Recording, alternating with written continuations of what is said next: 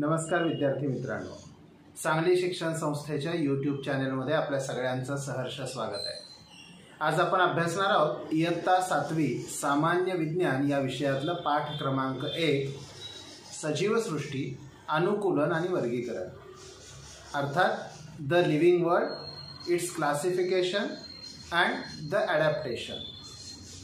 इयत्ता 5वी पासून सजीव सृष्टीचा अभ्यास करत असताना आपण सजीव सृष्टीच्या घटकांचे वेगवेगळे पैलू अभ्यासलेले आहेत। याच्यामध्ये त्यांची शरीर रचना असेल आणि हे करत असताना आपल्या सगळ्यांच्या लक्षात आलंय की सजीव सृष्टीमध्ये प्रचंड वैविध्य आपल्याला सापडतं।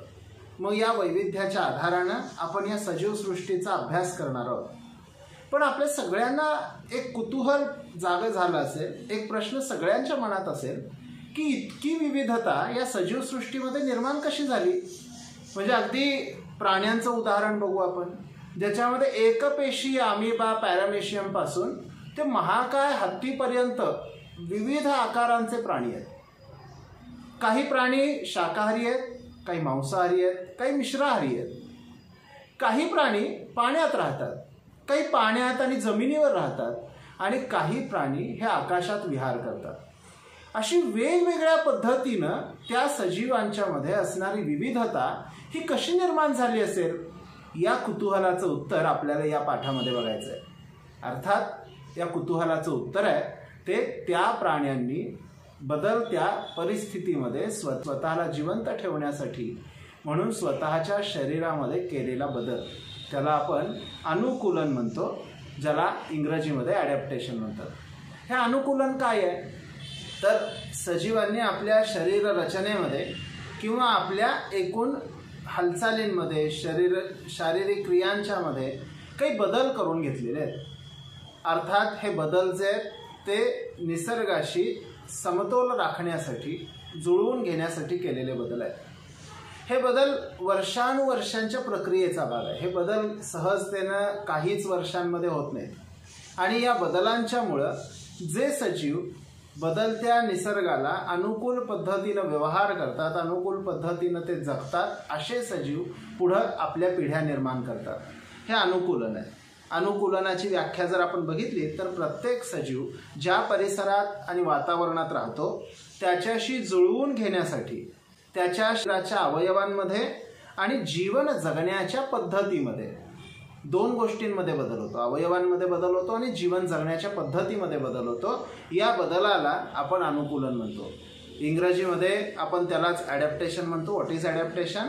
Adaptation is the gradual change which occurs in the body parts and also in the behaviour of the organism.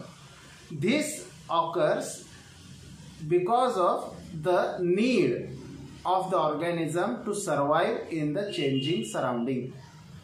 यासाठी आपण ते ॲडॅप्टेशन झालेलं पाहतो। हे ॲडॅप्टेशन विविध प्रकारे विविध ठिकाणी आपल्याला अनुभवायला मिळतं। काही उदाहरणं आपण या पाठामध्ये बघणार आहोत। सुरुवातीला वनस्पतीच्या अनुकूलनाची उदाहरणं बघूया। आपण सगळ्यांनी पाण्यामध्ये राहणारे वनस्पती आपण आपल्या परिसरामध्ये बघितलेले आहेत। काही वनस्पती पाण्याच्या तळाशी असतात, काही वनस्पती त्यांची मुळं पाण्यात आत जमिनीमध्ये असतात पण ते पाण्यावर त्यांची पानं तरंगत असतात आणि काही वनस्पती आपण पाहतो की ज्यांची मुळं ही पाण्यामध्ये आतल्या बाजूला तरंगत असतात पण ती जमिनीमध्ये आतपर्यंत गेलेली नसतात आणि त्यांच्या पानांचा अवयव जो असतो तो त्या पाण्यावर तरंगत असतो। हे असं का होतं? कारण त्या सजीवाच्या जगण्याची आवश्यकता, या आवश्यकतेनुसार हे होत असतं। उदाहरणामध्ये कमळासारखी वनस्पती घेतली तर ती वनस्पती पाण्यामध्ये वाढती, त्याला आवश्यक पोषक द्रव्य त्या पाण्यामध्ये खाली असलेल्या मातीतून जमिनीतून मिळतात म्हणून त्याची मुळं ही खालीपर्यंत रुजलेली असतात। त्यांचा जो देठ असतो, स्टेम, तो पोकळ असतो। त्या पोकळ देठामुळे ते सहजतेनं पाण्यावर तरंगतात आणि आपल्या सगळ्यांना माहीत आहे की त्यांच्या पानावर पाण्याचा थेंब हा राहू शकत नाही। त्याचं कारण आहे त्या पानांवर असलेला तेलकट थर, मेणासारखा थर, the waxy layer present on the leaves of lotus, याच्यामुळं ते पाणी त्याच्यावर राहू शकत नाही। आता जर हा गुणधर्म नसता तर आपल्या सगळ्यांना लक्षात येईल की अखंड पाण्यात राहिल्यामुळं त्या वनस्पती कुजल्या असत्या। त्या जगूच शकल्या नसत्या. अशा पद्धतीनं कमळ आहे, जलपर्णी आहे, ज्यांची देठं लवचिक असतात, पोकळ असतात, या वनस्पतींनी स्वतःच्या शरीर रचनेमध्ये या पद्धतीचा बदल करून घेतलेला आहे. Just we have seen the adaptation in the aquatic plants. We know the lotus and other aquatic plants which are living in water. Their leaves, their stems are so adapted that they can live easily in the water. Waxy layer is there on their leaves. This waxy layer removes the water which is present on the leaves. The stems of the lotus, you might have observed, the stems are very light. The stems contain air spaces. Because of that, the lotus floats over the water. This is the adaptation of the aquatic plants. आता आपण वाळवंटामध्ये असणाऱ्या वनस्पतींच्या बाबतीतलं अनुकूलन बघूया. आपण सगळ्यांनी बघितलं असेल की वाळवंटामध्ये पाण्याची कमतरता असते. The adaptation in the dessert plants. पाण्याची कमतरता असल्यामुळं त्या ठिकाणी बाष्पीभवनामधून पाणी बाहेर जाणं हे त्या वनस्पतीच्या दृष्टीनं हानिकारक असतं. म्हणून त्या वनस्पतींच्या पानांचं रूपांतर अंकुचितदार पद्धतीनं झालेलं असतं. काही वेळेला ते काट्याच्या स्वरूपामध्ये झालेलं असतं आणि त्याचा जो देठ असतो तो मात्र मांसल झालेला असतो. आपल्या सगळ्यांच्या परिचयाचं उदाहरण माहीत असेल आपल्या सगळ्यांना, निवडुंग. निवडुंगाचा हिरवा देठाचा जो भाग आहे तो मांसल असतो आणि तिथं प्रकाश संश्लेषणाची क्रिया त्या देठालाच करायला लागते. पाणी सामावून ठेवण्याची क्षमता त्या निवडुंगामध्ये अधिक असते. The plants which live in the desert area, the stem is fleshy. The water vaporization is minimized by the thorns present on their stem, and the stem itself does the process of photosynthesis. This is the adaptation of the desert plants. यानंतर आपण हिमप्रदेशामध्ये असणाऱ्या वनस्पतींच्या बाबतीतलं अनुकूलन बघूया. adaptation in the snowy region plants. आपण सगळ्यांनी बघितलं असेल की हिमाचल प्रदेश किंवा अशा बर्फाळ भागांमध्ये उंच उंच वाढणाऱ्या देवदार, पाईन अशा वृक्षांची आपण तिथं उपलब्धता पाहतो. हे कोनिकल शेपमध्ये असतात आणि कोनिकल शेपमध्ये असल्या कारणानं त्यांच्यावर पडणारा जो बर्फ आहे, बर्फवृष्टी आहे, तो बर्फ सहजतेनं निथळून जातो. The conical shape of the plants in the snowy region, the plants like deodar और पाईन, they easily remove the snow falling on them because of their conical shape. त्यानंतर आपण जंगली भागामध्ये असणाऱ्या वनस्पतींचं अनुकूलन पाहू शकतो. The adaptation in the forest plants. जंगलामध्ये वनस्पतींची प्रचंड गर्दी असते आणि त्या गर्दीमध्ये, घनदाट जंगलामध्ये प्रत्येक वनस्पती सूर्यप्रकाश मिळवण्यासाठी दुसऱ्या वनस्पतीशी स्पर्धा करत असतो आणि या स्पर्धेमध्ये वनस्पती अधिकाधिक उंच वाढत असतात. दुसरी गोष्ट असते अगदी वेली, क्रीपर्स. या वेली सुद्धा उंच झाडांच्या आधारानं उंच वाढण्याचा प्रयत्न करत असतात. मग या वेली त्या झाडांना घट्ट धरून उंच वाढण्यासाठी त्यांच्यात ताण असतात, तणाव असतात. Adaptation in forest plants. You know there are many types of plants present in the forest. There are shrubs, herbs and also trees. All the plants compete with other plants for getting sunlight and therefore they try to grow high and high. Even the creepers present in the forest with the tendrils means the spring-like structure on their stem. With the help of tendrils they try to grow up. This is the adaptation of the plants present in the forest region. यानंतर आपण गवताळ प्रदेशामध्ये असणाऱ्या वनस्पतींच्या बाबतीतलं अनुकूलन बघूया. The adaptation in the plants which are present in the grasslands. गवताळ प्रदेशामध्ये विविधता आढळते. काही गवताळ प्रदेश असा आहे की जिथं उंच गवत आपल्याला आढळतात. उदाहरणार्थ विषुववृत्तीय प्रदेशामध्ये हे इतके उंच असतात की ज्याच्यामध्ये मोठे प्राणी, अगदी वाघ, सिंह अशा पद्धतीचे प्राणी सुद्धा त्या प्रदेशामध्ये लपून राहू शकतात. The plants in the equatorial regions are having the dense region. Even the animals like tigers, they can hide in that grass. गवताळ प्रदेशामध्ये खुरटी झुडपं आढळतात, छोट्या गवतांचाही भाग आढळतो. या गवतांचं वैशिष्ट्य असतं त्यांचे तंतुमय मुळं. The fibrous roots are the adaptation done by the plants in the grassland area. काही भागामध्ये इतकी खुरटी गवतं असतात, शॉर्ट ग्रास असतो की ज्याच्यामध्ये छोटे प्राणी हे निवास करू शकतात, जसे ससा या पद्धतीचे. डोंगर उताराला हिली एरियाजमध्ये खुरटी कुरणं असतात की ज्या कुरणांच्यावर तिथल्या असलेल्या सजीव सृष्टीचं गुजराण होत असतं.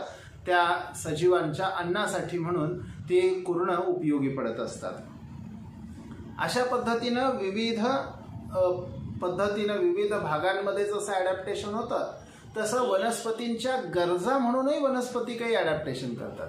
उदाहरणामध्ये वनस्पतींच्या अन्नग्रहणाच्या गरजा असतात. The adaptation done by the plants because of their food, अन्नासाठी म्हणून. काही वनस्पती या परपोषी असतात. परपोषी असल्यामुळं त्या इतर वनस्पतींच्या शरीरावरच अन्नग्रहणासाठी अवलंबून राहतात. आपण सगळ्यांनी आपल्या परिसरामध्ये अमरवेल पाहिली असेल. ही अमरवेल वेगवेगळ्या झाडांवर असते. अमरवेल काय असते तर अशी वनस्पती आहे की जी साधारण पिवळ्या रंगाचे धागे असतात. त्याला ना फुलं असतात ना पानं असतात. त्याला देठ मुळं अशी स्वतंत्र अवयवच नसतात. त्या धाग्यांचेच ती अमरवेल असते. डॉडर्स असं आपण त्याला इंग्रजीमध्ये म्हणतो. यांची मुळांसारखे काही भाग असतात, ते मात्र दुसऱ्या वनस्पतींच्या खोडामध्ये अन्न ग्रहण करण्यासाठी म्हणून आतपर्यंत शिरलेली असतात. ही अमरवेल ही स्वतःच्या अन्नग्रहणासाठी म्हणून त्याने स्वतःमध्ये ॲडॅप्टेशन अनुकूलन करून घेतलेलं आपल्याला आढळतं. Dodders which are present on other plants for their living good. Dodders are the plants which live on the other plants. Dodders cannot do photosynthesis because they don't have leaves, they don't have flowers and other parts like other living organisms. For the photosynthesis process, as they don't have leaves, they eat, they consume the ready-made food from the other plants. Their structure is only just like strings. These dodders are adapted for consumption of their food. अशीच आणखीन एक वनस्पती आहे बुरशी. आपण सगळ्यांनी पावावर भाकरीवर वाढलेली बुरशी बघितली असेल. ही बुरशी सुद्धा परपोषी वनस्पती आहे. ती अन्नासाठी म्हणून अन्न घटकांवरच अवलंबून राहते आणि त्याची तंतुमय मुळं त्या अन्न घटकामध्ये असतात. The fungus which is grown on the bread, on the भाकरी, this is also an example of adapted and a plant because of their food intake. As the fungus, they are also unable to do their own food, the photosynthesis process. आणखीन काही वनस्पती आहेत की ज्या वनस्पती आपल्या पोषक द्रव्यांच्या कमतरतेसाठी म्हणून स्वतःच्या परिसरामधल्या असणाऱ्या अन्य कीटकांच्यावर अवलंबून असतात. यांना आपण कीटकभक्षी वनस्पती असं म्हणतो. आणि या कीटकभक्षी वनस्पती साधारणपणे ज्या जमिनीमध्ये नायट्रोजनची कमतरता आहे त्या जमिनीमध्ये अधिक प्रमाणामध्ये आढळतात. आपल्या सगळ्यांच्या परिचयाचं असणारं घटपर्णी आहे, त्यानंतर व्हीनस फ्लायट्रॅप आहे, ड्रॉसेरा आहे. हे सगळे कीटकभक्षी असतात. यांच्याकडं कीटकांना आकर्षून घेण्यासाठी काही गंध असतो, काही चिकट पदार्थ त्यांच्या पानांमध्ये असतो आणि हे कीटकांना त्यांच्यातलं जीवरस शोषून हे जगत असतात. The plants which consume the nutrients from the insects. अशा पद्धतीचे प्लांट्स आहेत, व्हीनस फ्लायट्रॅप असेल, ड्रॉसेरा असेल, या द प्लांट्सना त्यांची नायट्रोजनची कमतरता भरून काढण्यासाठी म्हणून ते कीटकांच्यावर अवलंबून असतात. This is also an adaptation by the plants for their food intake. यानंतर आपण प्राण्यांच्या मधलं अनुकूलन बघूया. The adaptation in the animals. प्राण्यांच्या मध्ये विविधता भरपूर आहे. आपण सुरुवातीला ॲक्वॅटिक ॲनिमल्स बघूया. जलीय प्राण्यांच्या मध्ये आपल्या सगळ्यांच्या परिचयाचा असणारा मासा आहे. मासा, त्याच्या पापण्या आपल्याला माहीत आहेत, पारदर्शक पापण्या असतात. माशाला स्वतंत्र नाक नसतं श्वसनासाठी, श्वसनासाठी त्याला कल्ले असतात. माशांना पर असतात. माशांचा समोरचा म्हणजे तोंडाकडचा भाग आणि शेपटीकडचा भाग दोन्ही निमुळते असतात आणि अशा पद्धतीनं पाण्यामध्ये राहण्यासाठी म्हणून त्याच्या शरीरामध्ये अनुकूलन झालेलं असतं. त्याचं शरीर खवल्यांनी बनलेलं असतं. The fishes which live in the water they have adapted their body so as to live in the water. त्यांच्याकडं फिन्स असतात म्हणजे पर असतात पोहण्यासाठी म्हणून. their skin has scales म्हणजे खवले असतात. त्यांच्यासाठी श्वसनासाठी म्हणून त्यांच्याकडे कल्ले असतात. Gills are present for the respirations आणि त्यांच्या पापण्या eyelids are transparent so as to live in the water. आणि हे करत असताना आणखीन एक वैशिष्ट्य या जलीय प्राण्यांच्या मध्ये सापडतं की त्यांची शरीरं ही हवेच्या पिशव्यांनी बनलेली असतात. हवेच्या पिशव्या असतात शरीर हलकी होण्यासाठी म्हणून. एअर ब्लॅडर्स असं त्यांना आपण म्हणतो. याच पद्धतीनं बेडूक आहे, कासव आहे, अन्य जलीय प्राणी आहेत. या जलीय प्राण्यांच्या मध्ये झालेलं ॲडॅप्टेशन आपल्याला बघायला मिळतं. आपण बदकांचं उदाहरण बघू शकतो. बदक पाण्यामध्ये राहतात, पाण्यामध्ये पोहतात आणि पाण्यामध्ये सहजतेनं पोहता यावं म्हणून बदकांच्या पायांच्या जी बोटं आहेत त्या बोटांच्या मध्ये त्वचेचा पडदा असतो आणि या त्वचेच्या पडद्यामुळं ज्याला इंग्रजीमध्ये वेब्ड टोज असं म्हणतात. Because of this webbed toes they can easily swim in the water. They use their legs as oars. ते त्यांच्या पायांचा उपयोग सहजतेनं वल्ह्यांच्या प्रमाणे करू शकतात. आणखीन एक वैशिष्ट्य यांचं असतं की हे जे पाण्यात राहणारे प्राणी आहेत यांची पिसं जी असतात ती मेणाच्या थरांनी बनलेली असतात. Their feathers, their body, their skin is made up of a waxy substance so as they cannot absorb water in their body. अशा पद्धतीनं त्यांच्या शरीरामध्ये रचना ही बदललेली असते. जलीय प्राण्यांच्या मध्ये आपल्या सगळ्यांच्या परिचयाचा असणारा बेडूक. बेडकाची बुळबुळीत असणारी त्वचा, बेडकाच्या श्वसनासाठी जसं त्याला नाक आणि फुफ्फुस आहे तसं ते त्वचेच्या मार्फतही श्वसन करतं. त्यामुळं बेडूक हे पाण्यामध्ये राहू शकतं, जमिनीमध्ये राहू शकतं आणि वरही राहू शकतं. त्याचा सुप्तावस्थेचा काळ आपल्या सगळ्यांना माहीत आहे. अशा पद्धतीनं श्वसनासाठी आवश्यक असणारं ॲडॅप्टेशन, आवश्यक असणारं अनुकूलन या प्राण्यांनी करून घेतलेलं असतं. आणखीन काही प्राणी आपल्या सगळ्यांच्या परिचयाचे आहेत की जे जंगलामध्ये राहतात, गवताळ प्रदेशामध्ये राहतात. The animals which live in the forest area or grassland animals. या प्राण्यांच्या मध्येही वैविध्य असतं. काही मांसाहारी प्राणी आहेत, काही शाकाहारी प्राणी आहेत. मांसाहारी प्राण्यांच्या मध्ये अर्थात कार्निव्होरस ॲनिमल्स यांच्यामध्ये त्यांचे सुळे जे असतात ते अत्यंत तीक्ष्ण असतात, नखं असतात.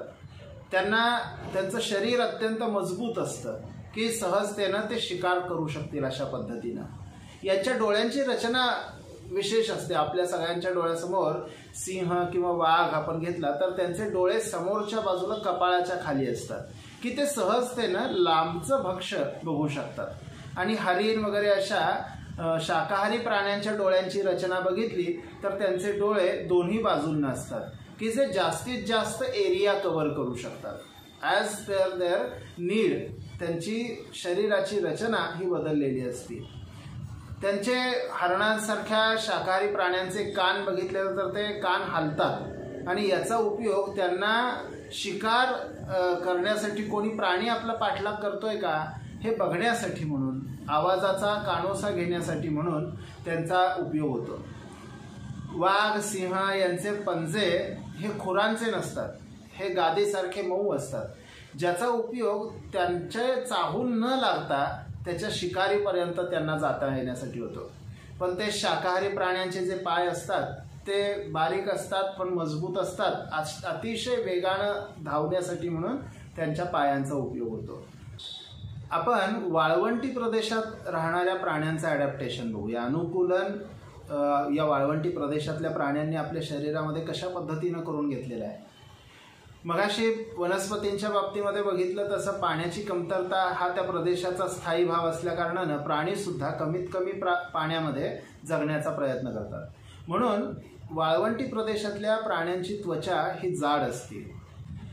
उंट आपण उदाहरणादाखल घेतलं तर उंटाच्या पायांचे तळवे जे असतात ते मऊ गादीसारखे असतात. त्यांना त्या वाळूमध्ये सहजतेनं संचार करता यावा म्हणून. नागपुड्यांमध्ये त्वचेची घडी असती. वाळूचा त्रास त्यांच्या संपूर्ण संचाराच्या कालावधीमध्ये त्यांना होऊ नये म्हणून. काही कीटक या वाळवंटी प्रदेशामध्ये असतात की ज्यांचं शरीर या वाळवंटी प्रदेशामध्ये राहण्यासाठी म्हणून अनुकूल झालेलं असतं.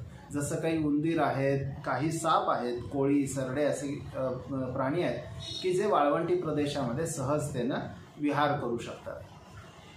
The animals which live in the desert area, they are so adapted so that they can live with minimum requirement of water. Their skin is very hard. याच पद्धतीनं हिमालय क्षेत्रामधल्या प्राण्यांचे अनुकूलन आपण बघू शकतो. The animals which live in the snowy region, यामध्ये yak अशा प्राण्यांचं उदाहरण आपण बघू शकतो की ज्यांच्या शरीरावर केस घनदाट असतात. हस्की डॉग आहे किंवा हिमबिबट्या आहे, अशा प्राण्यांमध्ये त्या प्रदेशामध्ये असलेल्या थंडीला सहजतेनं त्या थंडीशी मुकाबला करत जगण्यासाठीचं अनुकूलन त्यांच्यामध्ये झालेलं असतं. The animals which live in the snowy region they have hairs on their skin so as to prevent themselves from the cold in the surrounding. अशा पद्धतीनं त्यांची त्वचा, त्यांचं संपूर्ण राहणीमान, त्यांचं अन्न सेवन या सगळ्या त्यांच्या वर्तनामध्ये अनुकूलन झालेलं असतं. आपण काही प्राणी बघतो की जे आकाशामध्ये विहार करतात. अशा प्राण्यांच्या बाबतीतही त्याला अनुकूल असं ॲडॅप्टेशन, अनुकूलन झालेलं असतं. The adaptation in the aerial animals, ज्याच्यामध्ये उंच उडणारे काही पक्षी आहेत. त्या पक्ष्यांच्या उंच उडण्यासाठी म्हणून त्यांच्या पुढच्या 2 पायांचं रूपांतर पंखांमध्ये झालेलं असतं. त्यांचं शरीराचं वजन कमी होण्यासाठी म्हणून हाडं ते पोकळ झालेली असतात. अशा पद्धतीनं हलकं शरीर, समोरच्या बाजूला आणि शेपटाच्या बाजूला निमुळती होत जाणारे त्यांची शरीर रचना, याच्यामध्ये आपल्याला त्यांच्या सहजतेनं आकाशामध्ये विहार करण्याचं रहस्य सापडतं. The animals which live in the air they have adapted so as to live in the air easily. Their bones are hollow bones to minimize their weight. त्यांचे पुढच्या पायांचं रूपांतर त्यांच्या विंग्समध्ये, पंखांमध्ये झालेलं असतं. वटवागळ्यासारख्या काही पक्ष्यांच्या बाबतीमध्ये त्यांच्या पुढच्या हातांच्या बोटांमध्ये जी त्वचा असते त्या त्वचेमुळं ते आकाशामध्ये उडू शकतात. वटवागळाचं चित्र आपण काळजीपूर्वक बघितलं तर त्या बोटांची रचना आणि बोटांमधली त्वचा आपल्याला सहजतेनं दिसते. The adaptation in the animals like bat. सरपटणाऱ्या प्राण्यांच्या मध्ये अनुकूलन झालेलं असतं. सरपटणारे प्राणी याचा अर्थ जमिनीलगत ते जात असतात. जसं साप आहे, कासव आहे, पाल आहे. या सरपटणाऱ्या प्राण्यांच्या मध्ये स्नायूंची हालचाल अशा पद्धतीनं ते करू शकतात की सहजतेनं ते विहार करतील. The adaptation in the reptiles, यांच्यामध्ये त्यांचा विशिष्ट रंग असतो की जे त्या भूभागामध्ये आपल्या शिकारीपासून सहजतेनं लपून राहू शकतात. त्यांची त्वचा असते जाडसर त्वचा, या पद्धतीनं ते स्वतःचं रक्षण करून घेऊ शकतात. कासवाच्या पाठीवरचं कवच आहे की ज्याच्यापासून ते स्वतःचं रक्षण अधिक चांगल्या पद्धतीनं करू शकतात. सापाची त्वचा खवल्यांनी बनलेली आहे. या पद्धतीचं ॲडॅप्टेशन आपल्याला या प्राण्यांच्या मध्ये दिसतं, रेप्टाइल्समध्ये. अन्नग्रहणासाठी प्राण्यांच्या मध्ये काही बदल झालेला असतो. The adaptation in the animals for their need of food. काही प्राणी हिंस्त्र प्राणी आहेत की ज्यांची सुळे अत्यंत मजबूत, तीक्ष्ण असतात. पण पक्ष्यांच्या चोची विविध आकाराच्या असतात. चिमणीसारख्या पक्ष्याची चोच आहे ती छोटी असते, तर सुतार पक्षी सारख्या पक्ष्याची चोच आहे ती थोडीशी लांब असते आणि अधिक टणक असते. त्यांना ज्या पद्धतीचं अन्नग्रहण करायचं असतं त्या पद्धतीच्या अन्नग्रहणासाठी म्हणून त्यांच्या शरीराची रचना झालेली असते. आपण पालीच्या बाबतीमध्ये बघितलेलं असेल, विशेषतः आपण रंग बदलणारा जो सरडा आहे शॅमेलियन, या शॅमेलियन सरड्याच्या बाबतीमध्ये त्याचं अन्नग्रहण बघितलं असेल की ते इतक्या जलद गतीनं हालचाल करू शकत नाही. पण मग भक्ष्य पकडायचं असेल तर काय, तर त्यांच्या तोंडामध्ये लांबच्या लांब जीभ असते, त्या जिभेच्या शेंड्यावर चिकट पदार्थ असतो. या पदार्थाच्या साहाय्यानं लांब असलेली माशी सुद्धा क्षणार्धात ते गिळंकृत करू शकतात. या पद्धतीनं प्राण्यांच्या अन्नग्रहणाची आवश्यकता पूर्ण करण्यासाठी म्हणून सुद्धा प्राण्यांच्या मध्ये ॲडॅप्टेशन झालेलं असतं. परिसरात त्यांना टिकून राहण्यासाठी म्हणून प्राण्यांनी काही स्वतःच्या शरीर रचनेमध्ये बदल करून घेतलेला असतो. The adaptation in the animals to survive in the environment with the similarities with the environment. याच्यामध्ये आपण नाकतोडा बघू शकतो की जो गवतांमध्ये राहतो आणि गवताच्याच पद्धतीची शरीर रचना त्याची असते. सहजतेनं गवतामध्ये त्याला वेगळं शोधून काढता येत नाही. बरेच प्राण्यांची त्वचा ते ज्या भागामध्ये राहतात त्या भागातल्या निसर्गाशी अनुकूल अशा पद्धतीनं रंगसंगती या प्राण्यांची असते. याच परिसरामध्ये त्यांना राहायचं असल्यामुळं, त्यांना पुनरुत्पादन करायचं असल्यामुळं, त्यांना अन्नग्रहण करायचं असल्यामुळं त्या परिसरातल्या शिकारीपासून स्वतःचं रक्षण करणं ही त्यांची गरज असते आणि म्हणून त्या परिसराला अनुकूल अशा पद्धतीनं ते ॲडॅप्टेशन करतात. Animals do adapt there body so as to survive in the surrounding. They have their skin color, skin texture which is similar to the environment, so as to they can easily hide in the surrounding area. यानंतर हे जे अनुकूलन झालं, या अनुकूलनामध्ये नवीन नवीन प्रजाती निर्माण झाल्या, तशाच काही प्रजाती या काळाच्या ओघामध्ये लुप्तही झाल्या. मग असं का घडलं याचा अभ्यास डार्विन नावाच्या शास्त्रज्ञानं केला आणि डार्विननं उत्क्रांतीचा सिद्धांत मांडलेला आहे की ज्याला डार्विन्स थेअरी ऑफ इव्हॉल्युशन असं म्हणतात. डार्विन आपल्या सिद्धांतामध्ये दोन महत्त्वाच्या गोष्टी सांगतो. फिटेस्ट विल सर्वाईव्ह म्हणजे सक्षम तोच टिकेल, आणि दुसरा द नैसर्गिक निवडीचा सिद्धांत. फिटेस्ट म्हणजे काय, तर बदलणाऱ्या वातावरणाशी अनुकूल असणाऱ्या शरीर बदल जी प्राणी प्रजाती करून घेते ती प्राणी प्रजाती पुढच्या निसर्गाच्या बदलांना टिकून राहणारी आपली संतती निर्माण करत राहते आणि तो वंश अखंडित राहतो. पण जे प्राणी या निसर्गाच्या बदलांशी अनुकूल पद्धतीचा बदल करून घेत नाहीत स्वतःमध्ये, त्यांचा वंश मात्र नष्ट होतो. याला फिटेस्ट विल सर्वाईव्ह असं म्हणतात. आणि नैसर्गिक निवडीचा सिद्धांत याच्यामध्ये एखादा सजीव आपल्याला आवश्यक असणारा फायदेशीर वैशिष्ट्य घेऊन जन्माला येतो आणि मग तो टिकतो. या पद्धतीचा जो काही निवडीचा सिद्धांत आहे त्याला डार्विनचा नैसर्गिक निवडीचा सिद्धांत असं म्हणतात. इतकी विविधता असलेल्या सजीवसृष्टीचा अभ्यास करणं हे तसं जिकिरीचं आहे, हे आपल्या सगळ्यांच्या लक्षात आलं असेल. हा अभ्यास सोपा जावा याच्यासाठी म्हणून शास्त्रज्ञांनी सजीवांचं वर्गीकरण केलेलं आहे. इयत्ता 5वी पासून आपण वेगवेगळ्या पद्धतीचं वर्गीकरण पाहत आलेलो आहोत, पण अधिकाधिक सुयोग्य वर्गीकरण, अधिकाधिक शास्त्रीय दृष्टिकोनातून केलेलं वर्गीकरण आपण या पुढच्या इयत्तांमध्ये अभ्यासतो. आपण या पाठाच्या सगळ्यात शेवटच्या भागामध्ये वर्गीकरणाची नुकती तोंडओळख आपण करून घेणार आहोत. या वर्गीकरणामध्ये त्या प्राण्याच्या इतर प्राण्यांच्या बरोबर असणाऱ्या साधर्म्याचा, त्याचबरोबर त्यांच्यामध्ये असणाऱ्या वैविध्याचा विचार करून एक हायरार्की, क्रमबद्धता तयार केलेली आहे. त्याला आपण वर्गीकरणाचा पदानुक्रम असं म्हणतो. द हायरार्की ऑफ क्लासिफिकेशन असं म्हणतात.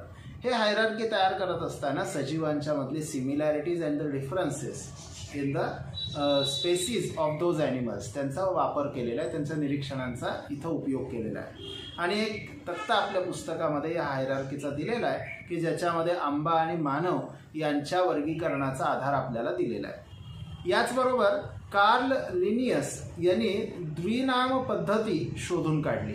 द्विनाम पद्धती काय आहे, तर एक छान उदाहरण पुस्तकामध्ये दिलेलं आहे की आपल्या वर्गामध्ये समजा एखाद्या नावाची 3-4 मुलं आहेत. समजा अथर्व नावाची 3 मुलं आहेत.